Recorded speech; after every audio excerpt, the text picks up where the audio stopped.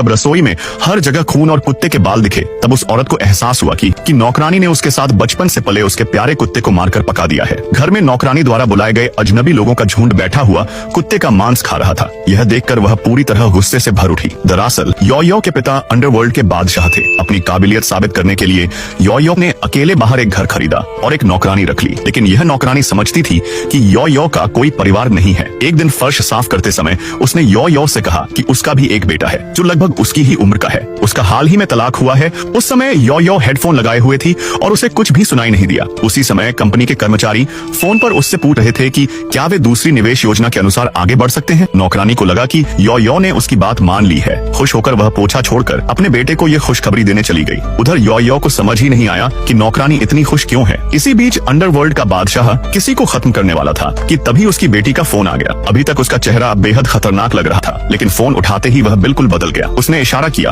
और उसके आदमी तुरंत लाश को हटाकर ले गए। यो ने अपने पिता से कहा कि वह अब किसी को मत मारो वरना वह उनसे बात नहीं करेगी। पिता ने पूछा कि नई नौकरानी उसकी ठीक से देखभाल कर रही है या नहीं। यो ने कहा कि खाना तो ठीक बनाती है, बस बहुत ज्यादा बोलती है। फिर उसने पिता से कहा कि कल आकर उसके कुत्ते को ले जाएं, क्योंकि वह इन दिनों काम में बहुत व्यस्त है और उसे डर है कि नौकरानी ठीक से उसका ध्यान नहीं रख पाएगी। यह सुनकर पिता को अपने पोते जैसे उस कुत्ते की चिंता होने लगी। उसने सोचा कि अगर नौकरानी ने उसकी ठीक से देखभाल नहीं की तो वह जिंदा नहीं बचेगी। अगले दिन जब यो खाना खा रही थी तब नौकरानी उसके पास बैठ गई और उससे पूछने लगी कि क्या उसने फिर से बहुत पैसे खर्च किए हैं। यो को नौकरानी का ऐसा बर्ताव देखकर हैरानी हुई। नौकरानी बड़ी गंभीरता से बोली कि आजकल के युवा लोग किसी की सलाह नहीं मानते। वह उसे इसलिए समझा रही है ताकि वह कम पैसे खर्च करे। उसी रात यो ने एजेंट को फोन करके कहा कि उसे नई नौकरानी चाहिए, लेकिन एजेंट ने बताया कि कम से कम 3 दिन लगेंगे। अगली सुबह जब यो उठी तो उसने देखा कि टेबल पर हर जगह कचरा फैला हुआ है और सोफे पर एक गंदा सा अजनबी आदमी बैठा है। यह आदमी नौकरानी का बेटा था। नौकरानी ने खुशी से उसका परिचय करवाते हुए कहा कि यह उसका होनहार बेटा है और उसे लगता है